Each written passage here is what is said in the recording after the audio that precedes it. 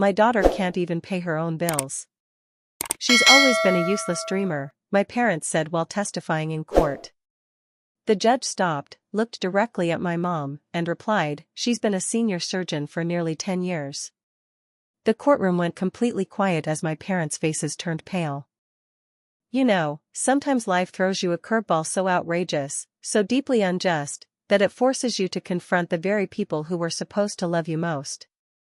For me, that moment of searing clarity didn't happen in a hospital operating room, but in a quiet, wood-paneled courtroom, where my own parents tried to prove I was a colossal failure, just to get their hands on money they thought I didn't deserve. To truly understand that day, we have to go way back. I was 17, my name is Elizabeth, and I'd just told my parents, Margaret and Robert Chen, that I wanted to be a doctor. Most parents would be bursting with pride, right? Not mine. My mother actually laughed. Not a joyful, supportive laugh, but that bitter, dismissive chuckle I knew so well. "Elizabeth, honey, you can barely keep your room clean," she'd sneered. "You think you can handle the responsibility of saving lives?" My dad, ever the chorus, chimed in from behind his newspaper, "She's always been a dreamer, Margaret. Remember the astronaut phase? The marine biologist phase? This is just another one." But it wasn't a phase. Since I was 15, I'd been volunteering at the local hospital, shadowing nurses and doctors, soaking it all in. I saw the tangible difference they made, the lives they saved, the comfort they offered families in their darkest hours. I wanted that more than anything. My mother just kept going, her voice dripping with that patronizing tone I absolutely loathed. "The medical field is too competitive, Elizabeth.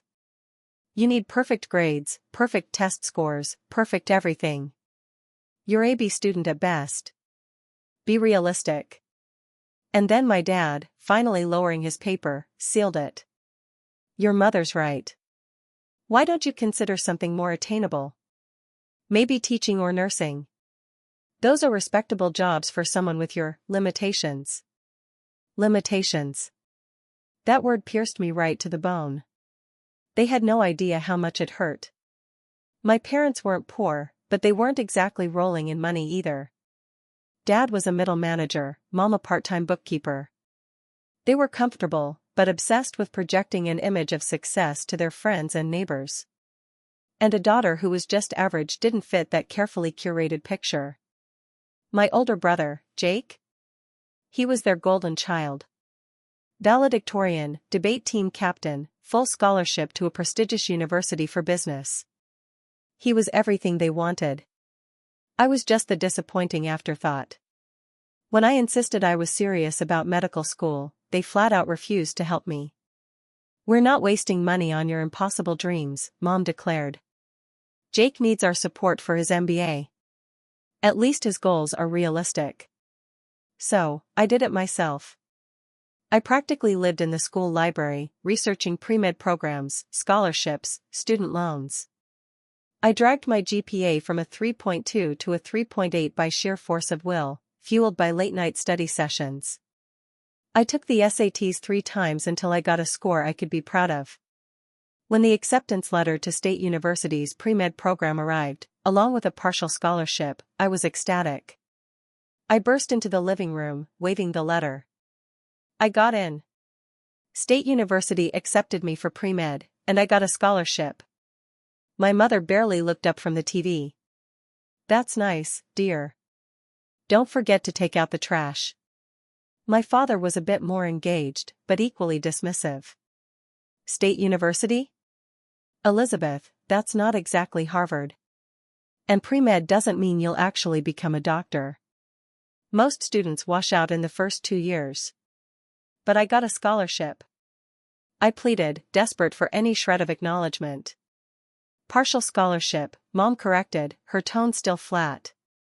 "Which means you'll still need loans, lots of them. And when you inevitably change majors or drop out, you'll be drowning in debt with nothing to show for it." That night, I overheard them talking in their bedroom. "She's going to embarrass us," Mom sighed. "When she fails out, everyone will know. The Johnson's daughter is becoming a lawyer. The Miller son is going into finance. And what do we get? A daughter who thinks she can be a doctor because she volunteered at a hospital. My dad just replied, let her try. Maybe failing will teach her to be more realistic about her abilities. I left for college that fall with a single suitcase, a small savings account from my part-time diner job, and a heart brimming with determination. A determination not just to succeed, but to prove every single one of their doubts wrong. College was brutal, harder than I'd ever imagined, but I was ready for it. While my classmates partied, I studied. While they slept in, I was in the library by 6 a.m. I took on work-study jobs, cafeteria during the day, cleaning offices at night, to cover what my scholarship didn't. My parents rarely called. When they did, it was always the same drill. How are your grades? Mom would ask. I'm maintaining a 3.9 GPA, I'd say, trying to sound proud. Well, don't get too confident. Pre-med requirements get harder each year. Have you thought about switching to something more manageable? Maybe communications? When I came home for holidays, they'd introduce me to their friends as Elizabeth, our daughter, who's still figuring out what she wants to do with her life. Never as a pre-med student. Never with pride. Jake, meanwhile, had graduated with his MBA, landed a great job in Chicago, bought a condo. Every call from my parents was a detailed update on his latest achievement, new car, promotion, perfect girlfriend. Jake just got another raise, Mom would announce. He's doing so well. Very responsible with money, not like some people accumulating student debt for unrealistic dreams. The jabs never stopped. They continued through my 4 years of undergrad, even as I maintained my high GPA, crushed the MCAT, and got accepted to medical school at the same university. By then, I'd learned not to expect support, so their reaction wasn't a surprise. Medical school? Dad shook his head. Elizabeth, the debt is going to be astronomical. And even if you somehow manage to graduate, which is a big if, you'll be in your 30s before you start making any real money. Jake's already established in his career. This is what I want, I said quietly. What you want and what's practical are two different things, Mom retorted. But you're an adult now. Make your own mistakes. Medical school was brutal. I'm not going to lie, there were nights I cried from exhaustion. Days I felt like I was drowning in information. Moments when my parents' voices echoed in my head, telling me I wasn't smart enough, not capable enough. But I had something my classmates didn't. I'd already spent years proving people wrong. Every dismissive comment, every doubt, every prediction of failure became fuel. It pushed me harder. I excelled, especially in clinical rotations, drawn to surgery.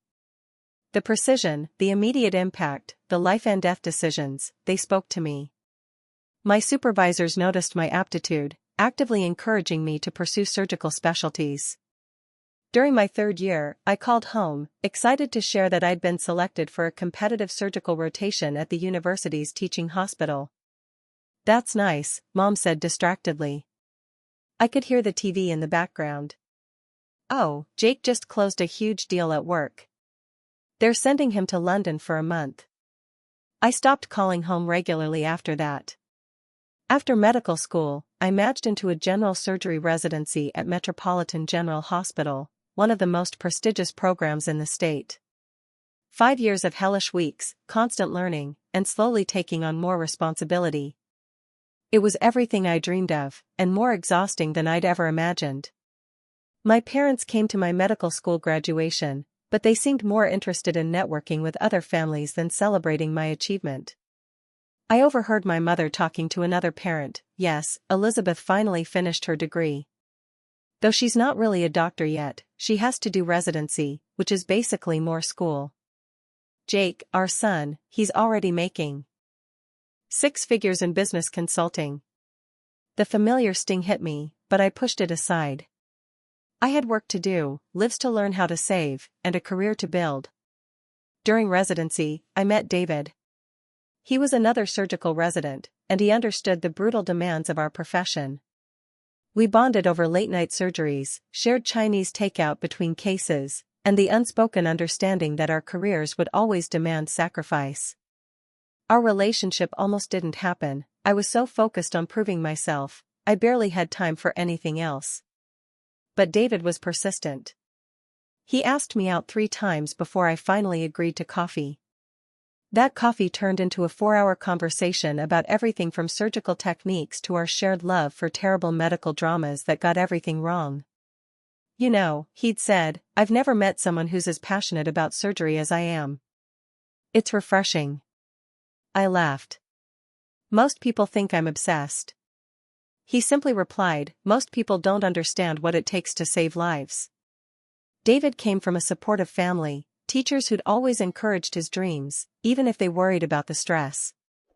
When he introduced me to them, they welcomed me warmly, asked thoughtful questions about my specialization. The contrast with my own family was stark. When I brought David home to meet my parents, they spent most of dinner talking about Jake's latest achievements and asking David if he'd considered more stable career paths. Surgery is so unpredictable, my mother had said to him over dessert. All those emergency calls, the stress, the liability. Have you considered internal medicine? Much more regular hours. David handled it with grace, but later in the car, he was direct. Elizabeth, your parents seem to have no idea what you've accomplished. They talk about you like you're still a struggling student. They've always been like that, I explained. They think I'm chasing an impossible dream. Impossible dream? He looked genuinely confused. You're one of the most skilled residents in our program. Dr. Martinez asked you to assist on that complex liver resection last week. That's not something they offer to people with impossible dreams. We got married in my final year of residency. A small ceremony that my parents attended, but seemed to view as just another one of my impractical decisions.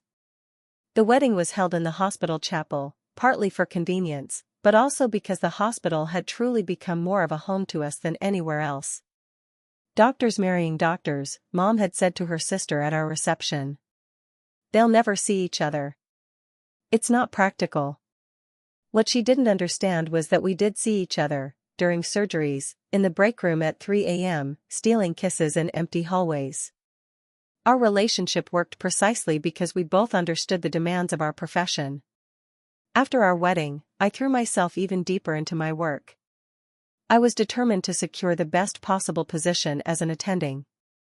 I started a quality improvement project focused on reducing postoperative infections in emergency surgeries. It was tedious, requiring hundreds of case analyses, new protocols, and staff training, all on top of my regular surgical duties. But the results were impressive, a 23% reduction in infection rates over 6 months. Dr. Richardson, the chief of surgery, noticed. Chin Williams, he'd said after I presented my findings, this is exactly the kind of work that sets good surgeons apart from great ones. Have you considered pursuing a fellowship? A fellowship meant another year of specialized training, but it would also position me for more advanced procedures and leadership roles. I decided to apply for minimally invasive surgery, a rapidly growing field. The application process was brutal: letters of recommendation, research publications, interviews at top programs. My parents' response?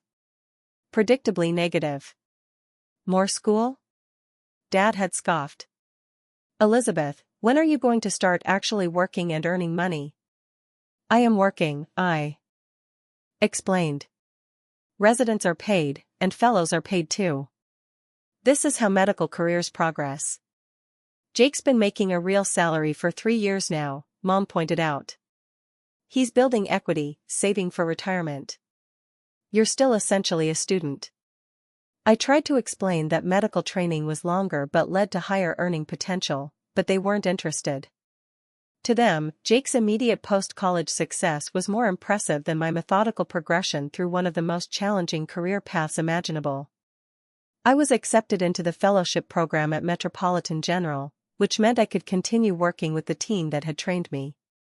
The year was intense, but incredibly rewarding. I learned advanced laparoscopic techniques, robotic surgery, and complex procedures that few surgeons were qualified to perform. I also started developing expertise in emergency procedures, those high-stakes situations where patients arrive with life-threatening conditions. These cases were unpredictable and stressful, but they were also where I felt most alive professionally. There's something indescribable about realizing your skills and decisions are the only thing standing between a patient and death. One case, in particular, stands out. Miguel, a 28-year-old construction worker, was brought in after a workplace accident. Severe internal bleeding, unconscious, blood pressure dropping. The ER team couldn't stabilize him. I was called in for emergency exploratory surgery. The operating room was controlled chaos, but I focused. 3 hours later, we repaired a lacerated spleen and stopped the hemorrhaging. Miguel made a full recovery. His wife, Maria, had waited in the hospital chapel, praying with their 2 young children. When I came out to tell her Miguel would be okay, she broke down, hugging me so tightly I thought my ribs might crack. "You saved him," she kept repeating. "You saved my husband." Those moments, when you realize your years of training, your sacrifices, your determination, have literally saved someone's life, they make everything worthwhile. It's impossible to explain to someone who hasn't experienced it, but it's the reason I never doubted my career choice, even when my own family did. During that fellowship year, I also got involved in medical education, lecturing students, and mentoring junior residents. Teaching forced me to articulate not just what I was doing, but why, which made me a better surgeon. Dr. Martinez, one of my earliest mentors, pulled me aside. "Elizabeth, you have something special. You're not just technically skilled, you understand the human side of medicine. That combination is rare." She was right. I'd seen talented surgeons who lacked empathy, and compassionate ones who lacked technical skill. Finding that balance became one of my greatest strengths. As my fellowship ended, I received multiple job offers from hospitals across the country. Metropolitan General offered me an attending position, but prestigious institutions in Boston, Denver, and San Francisco also came calling. The decision wasn't just about salary or prestige, it was about where I could build the career I truly wanted. I chose to stay at Metropolitan General, partly out of comfort with the team, but also because they offered me the opportunity to develop their emergency surgery program from the ground up. It would mean establishing protocols, training staff, and creating a center of excellence. At 29, I was finally Dr. Elizabeth Chin Williams, board-certified general surgeon. David and I bought a house in a quiet suburb. It wasn't a mansion, but it was ours, representing everything we'd worked toward. We were established professionals, with stable careers and a bright future. Then, the unimaginable happened. I was named Surgeon of the Year by the State Medical Association, an award that came with a $10,000 prize and a gala dinner. The kind of recognition most doctors only dream of. I called my parents with the news, genuinely excited, thinking this would finally be something they'd acknowledge. "Mom, I have some really exciting news. I've been named Surgeon of the Year." There was a pause. That's nice, Elizabeth. What exactly does that mean?" "It means I'm being recognized as one of the top surgeons in the entire state. There's a ceremony, an award for my contributions." "Oh. Well, congratulations, I suppose. Is there any money involved?" "There's a prize, but that's not really the point. This is about professional recognition." Well, Jake just found out he's being considered for partner at his firm. That would be a real achievement. Financial security, prestige, a future. I hung up that day feeling more disappointed than I had in years. Not because I needed their approval anymore, but because I finally understood they would never see me as successful, no matter what I accomplished. David found me crying in our kitchen that evening. When I told him, he was furious. "Elizabeth, you save lives every day. You've been recognized by your peers as one of the best surgeons in the state. You earn more money than most people can imagine. You've achieved everything you set out to do and more." Their inability to recognize that says nothing about you and everything about them. He was right, of course, but it still hurt. The award ceremony was beautiful. I wore a navy blue evening gown that made me feel powerful. When my name was called, I walked to the podium, proud of the journey that had brought me there. The standing ovation from my colleagues was more meaningful than any approval from my parents could have been. My acceptance speech focused on perseverance and believing in yourself, even when others doubt you.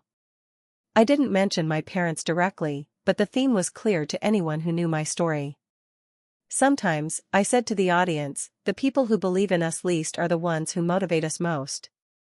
Every obstacle becomes a stepping stone when you're determined enough to keep climbing. After the ceremony, Dr. Richardson, the chief of surgery, approached me with an unexpected offer. Elizabeth, I've been watching your career progression, and I'm impressed not just with your surgical skills, but with your leadership potential. We're opening a new satellite facility next year, and I'd like you to consider applying for the position of Chief of Surgery. Chief of Surgery. At 34, I'd be one of the youngest department chiefs in the hospital system. It would mean overseeing dozens of staff, managing a multi-million-dollar budget, setting surgical standards for an entire facility. I'm honored that you'd consider me, I'd replied, trying to keep the excitement out of my voice. Think about it, he'd said. The position comes with a significant salary increase and the opportunity to build a department from the ground up. I think you'd be perfect for it. That salary increase he was referring to would bring my annual compensation to nearly $500,000. At 34, I'd be earning more than my parents ever made combined in their best years. But when I called to share this potential opportunity, their response was predictably dismissive. More responsibility just means more stress, Mom had said. And if it's a new facility, who knows if it will even be successful? You'd be taking a big risk leaving a stable position. I'm not leaving Metropolitan General, I explained. This would be a promotion within the same hospital system. Still sounds risky to me. Jake's career path is much more traditional and secure. By then, I'd stopped expecting different responses, but it still amazed me that they could find the negative in any situation. During a rare visit to our home, Dad admitted grudgingly, "The house is nice, though I don't understand why you need so much space for just 2 people. Jake and his fiancée are looking at condos in Manhattan. Much more practical." I even tried to show them around the hospital where I worked, thinking maybe seeing me in my element would finally make them proud. They agreed to come, but spent most of the tour checking their phones, making comments about how stressful my job seemed. All those life and death decisions, Mom shuddered. I couldn't handle that kind of pressure. Good thing Jake chose a career where the stakes aren't so high. Even when I was featured in the hospital newsletter for a particularly complex surgery, they remained unimpressed. Anyone can get their picture in a company newsletter, Dad said when I showed him the article. Jake was just profiled in a national business magazine. Over the years, I learned to stop seeking their approval. David and I built a life together, surrounded by colleagues who respected our expertise and friends who valued us for who we were, not what we did for a living. I found deep fulfillment in my work, saving lives, and training the next generation of surgeons. By the time I turned 34, I had been promoted to senior surgeon and was being considered for chief of surgery. I'd performed thousands of surgeries, published research papers, spoken at medical conferences. I was respected in my field and financially comfortable. But to my parents, I was still that dreamy teenager who they were convinced would fail. Which brings me to what happened last month. My grandmother, my father's mother, Grandma Rose, passed away at 91. She had always been the one family member who believed in me. She'd sent me care packages during medical school, called every few months to check on my career. When she died, I was heartbroken, but also grateful that she'd lived to see me succeed. The reading of her will was scheduled for a Thursday morning at the law office of Patterson Burke and Associates. I took the day off from surgery, unusual for me, but I wanted to pay my respects to the woman who had been my sole supporter for so many years. The law office was exactly what you'd expect: dark wood, leather-bound books, the faint smell of old money and older secrets.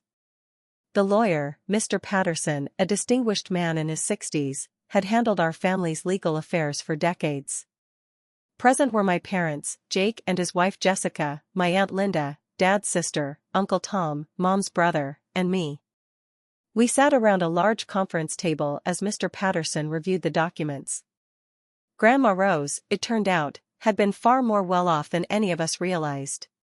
She'd quietly invested her late husband's pension for decades, accumulating a substantial estate. Most of her possessions and money were divided among her children and grandchildren, everyone receiving something meaningful. But then Mr. Patterson got to the final item. To my granddaughter, Elizabeth, he read aloud. I leave my house at 412 Maple Street, along with its contents, and the sum of $750,000 from my investment portfolio. Elizabeth has always been the one who pursued her dreams despite others' doubts, and I want her to know how proud I am of the doctor she's become. The room went utterly silent. $750,000, plus a house in a desirable neighborhood. It was by far the largest individual bequest in the will. I was stunned. I knew Grandma Rose loved me, but I had no idea she'd been so successful, or that she'd chosen to leave me such a significant portion of her estate. My parents, however, were not stunned. They were absolutely furious. This has to be a mistake, my mother blurted out immediately. Elizabeth doesn't need that kind of money. She barely makes ends meet as it is. Mr. Patterson raised an eyebrow. I can assure you, Mrs. Chen, that Mrs. Rose was very specific about her wishes. She updated this will just 6 months ago and was completely mentally competent. But it doesn't make sense. Dad protested. Elizabeth's career has never been stable. She's always been irresponsible with money, always chasing impossible dreams. Jake has a real career, a real future. Surely, my mother would have wanted the money to go to someone who could use it responsibly? Jake, to his credit, looked incredibly uncomfortable, but he didn't speak up to defend me. I'm afraid the will is quite clear, Mr. Patterson said firmly. However, if there are concerns about Mrs. Rose's mental capacity when she made these decisions, those would need to be addressed through the proper legal channels. My parents exchanged a look. I recognized it. It was the same look they'd shared when I announced I wanted to be a doctor. The same look when I got into medical school. The same look that had accompanied every dismissive comment about my unrealistic dreams. We'll contest the will, Mom said decisively. My mother-in-law was clearly not thinking straight. Elizabeth has never been financially responsible. She's been living paycheck to paycheck her entire adult life, accumulating student debt, making impractical decisions. Jake is the one who should inherit the bulk of the estate. I felt like I'd been slapped. After everything I'd accomplished, everything I'd overcome, they still saw me as a failure. Mr. Patterson looked uncomfortable, but nodded.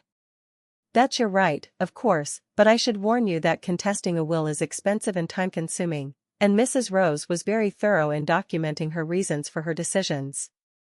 We don't care about the cost, Dad declared. This is about doing what's right for the family. And that's how I found myself 3 weeks later, sitting in a courtroom, while my parents attempted to have my grandmother's will overturned. They hired a lawyer, a sharp woman named Ms. Rodriguez, who argued that Grandma Rose had been unduly influenced or was suffering from mental decline. Their entire case centered on the idea that I was financially irresponsible, and that leaving me such a large inheritance was evidence of diminished capacity.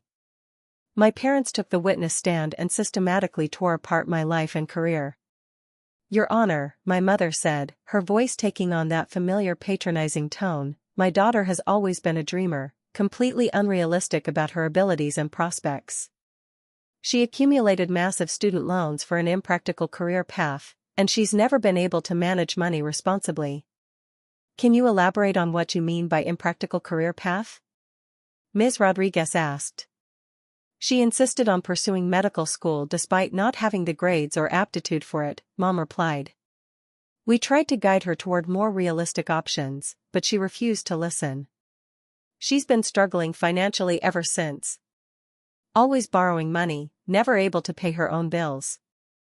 I sat there, listening to this character assassination, my lawyer beside me taking notes, looking utterly puzzled. We'd prepared for various arguments, but I hadn't expected my parents to completely fabricate my financial situation. Dad took the stand next and was even more brutal.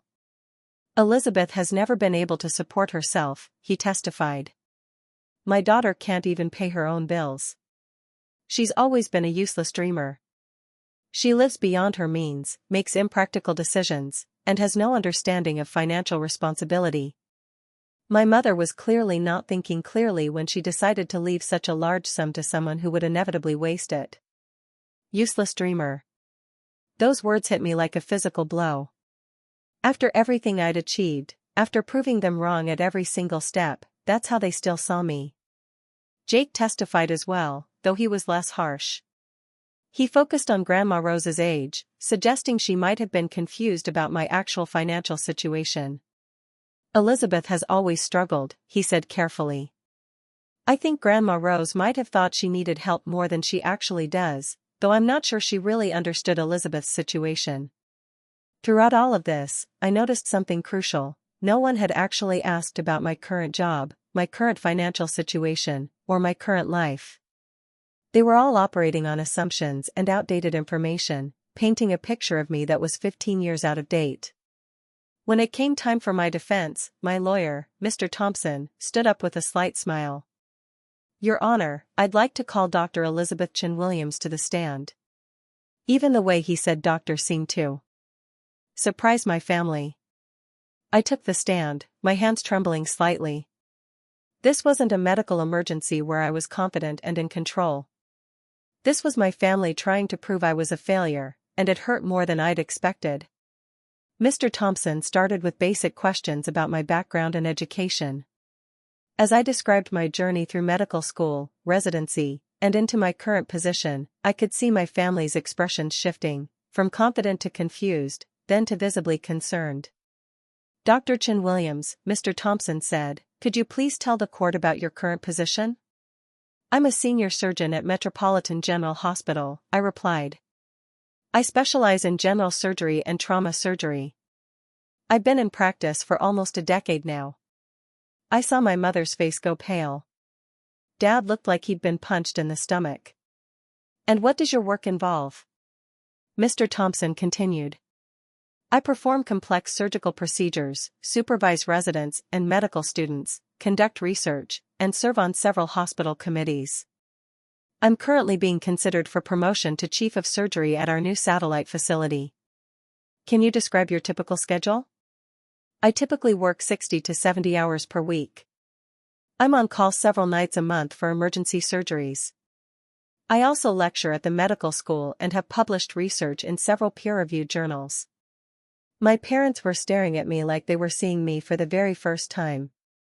Mr. Thompson then moved to the financial questions, the core of their case. Dr. Chin Williams, your parents have testified that you're financially irresponsible and unable to pay your own bills. Can you address these claims? I took a deep breath. Your Honor, I understand my parents' confusion, but their information is significantly outdated. As a senior surgeon, my annual salary is $387,000. David, my husband, is also a surgeon with a similar salary. We own our home outright, have no debt other than our mortgage, and maintain substantial savings and investment accounts. The courtroom was so quiet you could have heard a pin drop. We also maintain a joint investment portfolio worth approximately $1.2 million, I continued. I haven't borrowed money from anyone in over 8 years, and I haven't struggled financially since my residency ended. Ms. Rodriguez, my parents' lawyer, had clearly done minimal research. Any competent attorney would have done basic background checks. The fact that she'd allowed my parents to proceed with such damning, baseless testimony about my supposed financial struggles showed either negligence or willful ignorance. Judge Harrison, who had been listening patiently, leaned forward in his chair. He was an older man with kind eyes, and he'd been taking careful notes. Let me make sure I understand this correctly, he said slowly, looking directly at my parents. You're arguing that your mother was not mentally competent when she left a substantial inheritance to her granddaughter, who is a senior surgeon making nearly $400,000 per year. My mother opened her mouth to respond, but no words came out. The judge continued, his voice taking on a slightly incredulous tone.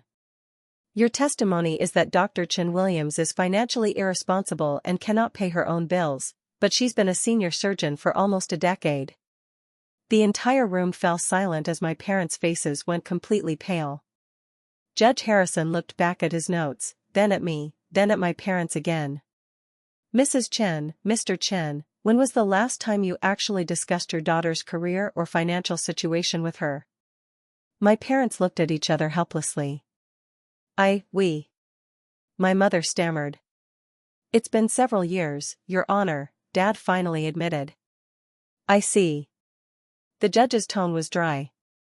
So your testimony about her current financial situation is based on assumptions rather than actual knowledge. We thought, Mom began. You thought, Judge Harrison repeated, you thought that a senior surgeon at a major metropolitan hospital, a doctor who has been practicing medicine for nearly a decade, was financially irresponsible and unable to pay her bills. When he put it like that, it sounded as absurd as it actually was. Mr. Thompson stood up.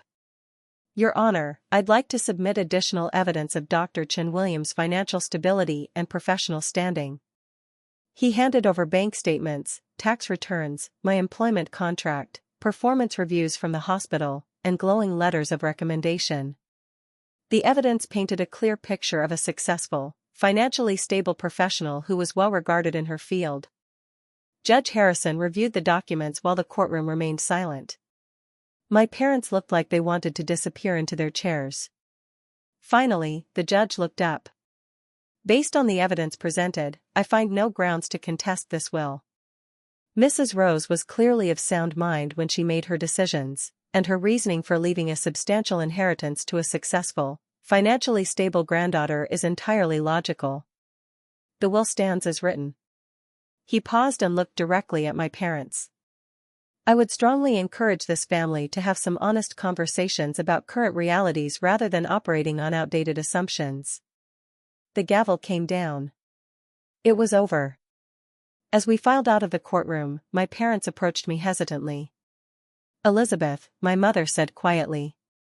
We didn't know.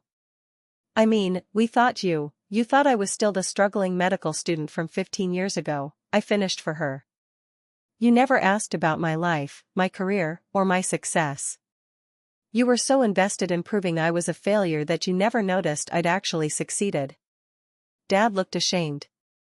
We should have known. Yes, I agreed, my voice flat. You should have. But knowing would have required actually caring enough to ask.